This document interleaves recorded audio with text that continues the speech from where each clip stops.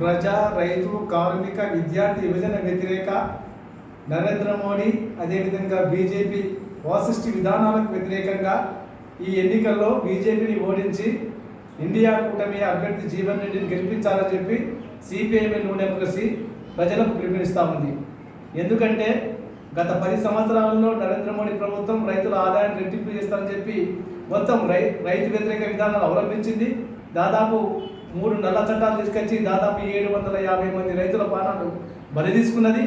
అట్లాగే కార్మికుల ఉపాధిని కాపాడుతారని చెప్పి ఉపాధి భద్రత కోసం చట్టాలు తెస్తారని చెప్పి స్వదేశీ పరిశ్రమను కాపాడుతారని చెప్పి అనేక రకాలైన జపాలతో ముందుకొచ్చి కార్మిక వ్యతిరేక 4 లేబర్ కోడ్లు తీసుకొచ్చి కార్మికులకు మరణ నాశనం రాసింది.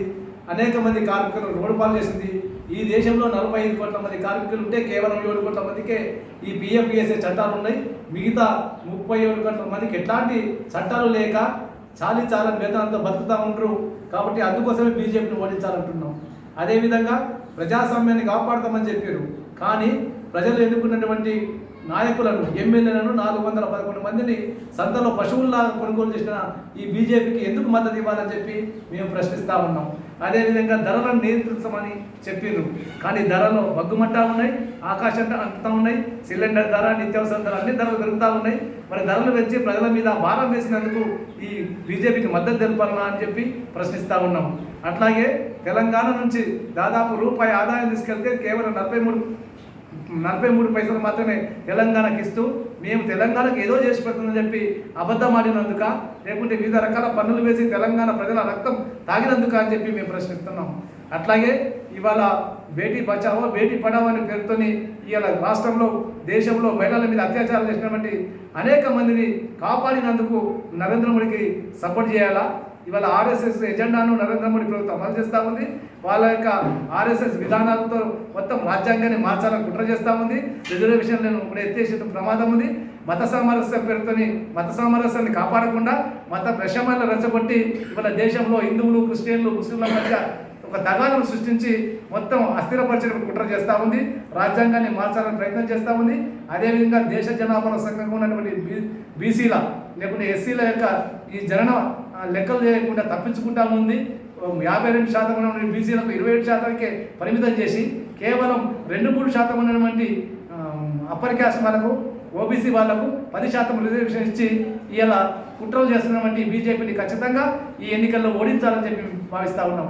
అదేవిధంగా ఈ ప్రభుత్వం, మోడీ ప్రభుత్వం కానీ బీజేపీ చేస్తున్నటువంటి దుర్మార్గాన్ని, ఫాసిస్ట్ చర్యల్ని వ్యతిరేకిస్తే కవుల్ని, కళాకారుల్ని, మేధావుల్ని అకారణంగా జైళ్ళలో పెట్టి లేకుంటే వివిధ పేర్లతోని దాడులు చేసి మర్డర్లు చేస్తున్న ఈ బీజేపీకి, దాని అనుబంధ సంస్థలకు, దాని కూటమికి గట్టిగా ఎదురు దెబ్బ కొట్టి ఈ ఎన్నికల్లో ఓడించాలని చెప్పి సిపిఎంఎల్ భావిస్తూ ఉంది.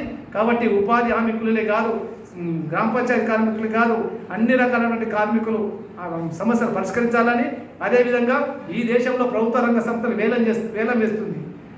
ఒకప్పుడు ప్రైవేట్ సంస్థల్ని ప్రభుత్వ రంగ సంస్థలు మార్చారు. కానీ ఇవాళ మోడీ ప్రభుత్వం ఏం చేస్తుంది? మొత్తం ప్రభుత్వ రంగ సంస్థల్ని అమ్మేస్తూ ఉంది.